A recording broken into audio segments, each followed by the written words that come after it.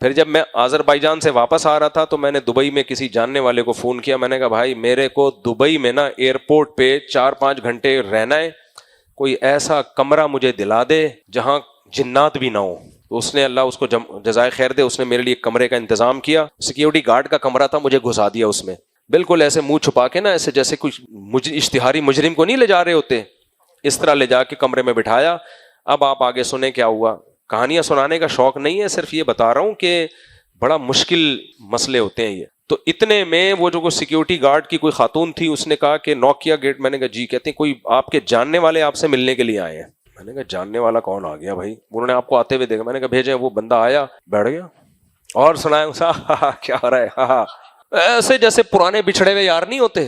آدھا پونا گھنٹہ بیٹھا ہے, پھر کہتے ہیں آپ تھکے ہوئے ہوں گے, بلا وجہ میں آپ کو ٹینشن دے رہا ہوں. میں نے کہا میں یہ صبر سے کام ہی لیتا ہوں, میں نہیں کبھی طنز نہیں کرتا. نہیں تم نے میرا ٹائم ضائع کیا.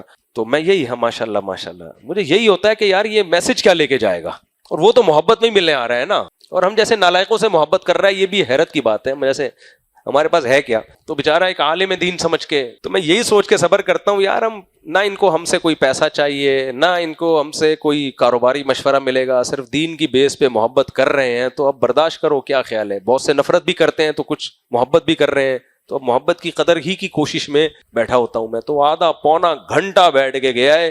پھر وہ گارڈ میرے لیے کھانا, وہ جو سیکیورٹی گارڈ تھے, کھانا منگوایا, بھوک لگ رہی تھی, کھانے میں بھی وہ بیٹھنے لگے تھے.